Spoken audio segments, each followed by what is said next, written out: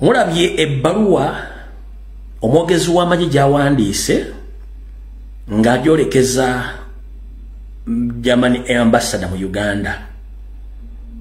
Lwaki agiwandiise era lwaki agambye nti bo bayimiriza military cooperation ne German? Lwaki ngambira omwogezi w'amagye ne mukama we Museveni saako mukama we Diddigine ne mone General Sali Musale mpozi German mbadde mugiyamba ki mu military wing? Mubadde muyamba ki Germany mu military wing? This is my question. When it comes to military warfare between Uganda and Germany, here is my question. Museveni's family, what is your importance to German government in terms of military support? Nothing. So bwova ino gamba nti mujjewo enkolagana n'eggwanga lya Germany ku bintu bya military temulina kye mulina wadde kye musobola kukolako ku ggwanga lya Bugirimani. Kamba somere ebbaluwa bagiwandiise bagaye bati UPDF suspended defense cooperation with the German over ambassador's conduct. Kampala, Sunday, May 2025. The Ugandan Post Defense Forces (UPDF) had, with immediate effect, suspended all ongoing defense and military cooperation activities with the Federal Republic of Germany. The decision is in response to credible intelligence reports that the current German ambassador to Uganda, His Excellency Matthias Schuscher, is actively engaged in submissive activities in the country. Kati Bilibyo nambi nekati kenjagala tuteke konyesira wakaita submissive activities in the country. Njagala ogende kugola Moses oba ku simu yo ogende ku Google otekemu ekivunula ekigambo kibayita submissive activities okiteekemu kikuwe ekikivunulwa kankunyole mu kalono ogendo kitegeera nga nkutegeezeza. Submissive activities kitegeeza nti ambassador wa Bugirimani yenyigira mbikolwa ebyo bumenyi bw'amateeka nga okutendeka abayeekera gamba okuvugirira abayeekera gamba okuwa intelligence abayeekera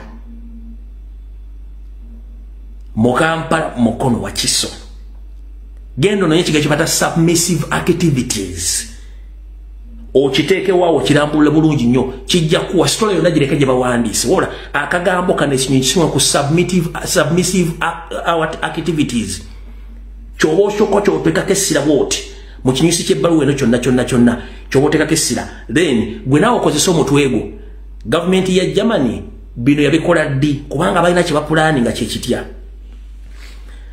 The suspension will remain in force until the full resolution of the matter.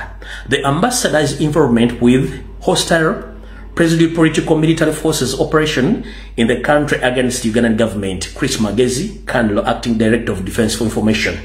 Mukategedde bulungi nnyo. Kati nabagambe ekinyusi kirirudda wekinyusi kiri wano. Uganda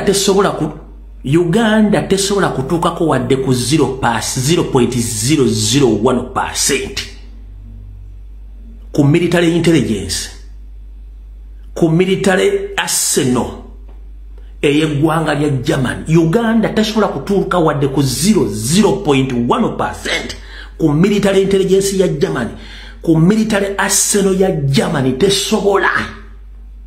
Kati gomuntu atalina de 0.001 ogamba otyambo suspending military cooperation n'eggwanga lya Germany oba otegeera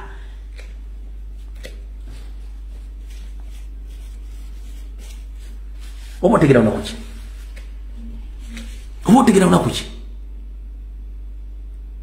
lwaki kintu kino kizize olw'ensonga nti Museveni ne banne bali bateeseteese olukwe okukwata Robert Kyagulanyi Ssentamu bamuteekegwa ogw'obuyeekera n'ekibiina bakigale omwezi guno ogwokutaano. Germany ambassador ne banne baleading aba EU ne bafuna information ne bagisaasaanya mu intelligence network yaabwe yonna. ne president n'akwata mbwati ne yetegereza okay bye bino president n'abita kati bano bagenza okufulumya ekiwandiiko kino na buli kimu nga baswala kyovula bamugambye mbu yenyigira mu bikolwa ebyobuyekera oba ebiyambako okutawanya gavumenti ya Museveni. Mulina kyabugagga kitemulina kyemusobola jasirwa kuba nti mwagala kufuula muntu gwe mwagala okutakako ekiso ky'embuzi muliisengo. Kati awo tuvuddewo. Njagala buli mangu ate ssente agule soda oba agule ecupa y'amazzi anywe ku lwaki. Baganda ffe badde mu Netherlands nga beekalakasa ku makyano lw'eggulu. Babadde Italy nga beekalakasa ku makyano lw'eggulu. Babadde Sweden nga beekalakasa ku makyano lw'eggulu. Babadde Bungereza nga beekalakasa ku makyano lw'eggulu. Bagenze mu International Criminal Court, bagenze mu Court of Justice, babadde mu America beekalakasa, Canada, USA nga tugabanayo abasajja omusajja mubi, omusajja biki nga abazungu munnange tebakola kitabiwulira. Kati under the influence, under the system, sero rogaju, educate rogaju. Sero bihogo and educate bihogo. Cow mentality is the system which confusing these people. So all along our comrades, diaspora chapters, they have been organizing demonstration across the world, appealing for the white or for the Europeans to stop cooperation with Museveni. But they have been doing nothing. So now they have got exactly what we have been telling them about Museveni's regime. The moment okwata message notandika okuthreateninga Republic of Germany nga yakulembera mbona bakulembeze ba EU abali mu Uganda, kitegeeza automatically kati you have attacked the EU directly. Era bategedde abana kibadde bagamba Mukama gwomanyi kubanga tubadde tulwana abantu nga demonstrating nga basajja tebenyenya tebawulira badde nekati kebatandiso bateeka mu kizizi nti nabo batandiso bateekako gw'obuyekera, kitegeeza lubalembera nga nembiro kwotadde Katonda yamba yeyambye wandikola ekintu okulumya omuntu watunowozika nga oyambe muyambe ekkiriza. Kulisi majezi oba kulisi busiru ne bakama abammwe nabagamba the moment mwaja ba indigenous mo system nga ate mulakinga skills za management ne crisis management mugenda kukola ensobi, mugenda kwekulira hazi kugulu mwatandise dda mutandise okukwata ku mapesa musigaza kulya delete lye muliko. Kati iyo etegedde banna Uganda kizibu kiki tubaddeko, iyo etegedde bantu kibe badiringa nabo. Gwomuntu ogamba diplomat nti yenyigira mu kutabangula eggwanga diplomatic omulamba, kitegeeza jajja kitubadde twagala tukifunye. Kati abazungu bategedde Museveni yani awo tetugenda kulwawo. Kati wulira wano waliwo olukwe oluteeketeeke Museveni lwategeka ng'agenda kweyambisa ba agenti aba ADF, Allied Democratic Forces, okulumba ewantu wonna mu Uganda bamale bakole alipoota ngerinkinga ADF ku Germany ambassador, ngerinkinga ADF ku Robert Kyagulanyi Ssentamu ne National Unity Platform. Oluvannyuma bayise ekiragiro ekikwata Robert Kyagulanyi Ssentamu ebyambasada wa Bugirima n'abalala bijja kuba bijja luvannyuma. Mbu oluvannyuma bo bakole ki bajjewo ekibiina kya National Platform Kyagulanyi mujje ku ballot paper bakubise ejjinja limu ebinyonyi bisatu.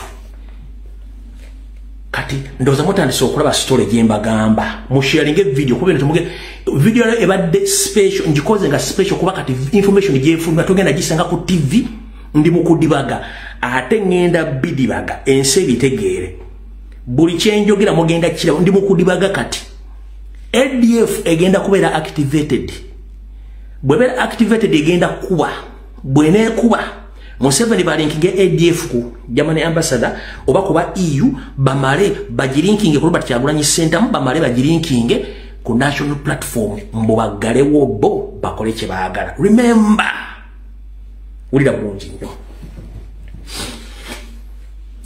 bali basuubidde nti bebakwata security team ya Kyagulanyi tugenda kuvayo tugende ku ngudo tukyachale tukube enduulu bali basuubidde nti omuntu gwe basobola okukwata bannayuganda ne basituka ne bafuuti soja yali comrade